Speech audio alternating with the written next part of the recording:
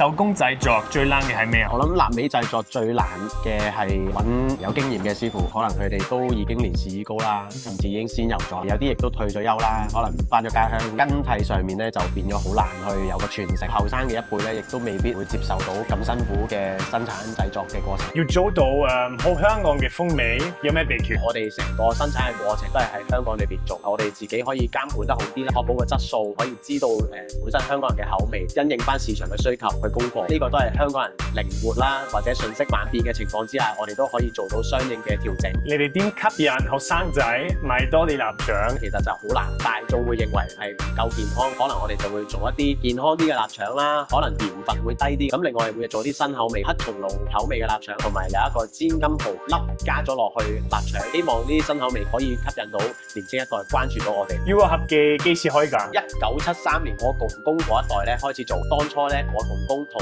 20多個夾粉嘅同鄉合作，有啲就已經離開咗啦，移民咗啦，有啲就退股啦，最後剩翻就我公公，之後就一路傳承落嚟。呢幾10年嚟，香港臘味行業有咩變化？60、70年代或者70、80年代會係一個好熱門嘅食物，去到呢10零20年全球化啦，好多唔同嘅食材都喺市面上面好容易買到，臘味就比較式微咗。我哋都好想新一代咧有機會接觸得到臘腸，好食之餘咧，其實都有啲傳統嘅意義。你希唔希望你哋小朋友都會幫手？我都冇太特別要求或者期望。臘味呢一行咧都係一個傳統啦，同埋一啲好舊式嘅行業。到到成長咗之後啦，會唔會有興趣做市場，仲容唔容納到我哋呢個咁古老嘅行業咧？睇下到時佢會唔會有興趣啦。點解香港人一定要支持小店本地牌子？如果越嚟越少，或者甚至有啲生意做唔到落去咧，其實就可能當中嘅一啲技術或者當中嘅一啲情懷就冇咗，可能就未必咁容易日後揾得翻同樣嘅產品或者同樣嘅食材。保育傳統最直接就係支持我哋嘅食材產品啦，又可以介紹俾朋友。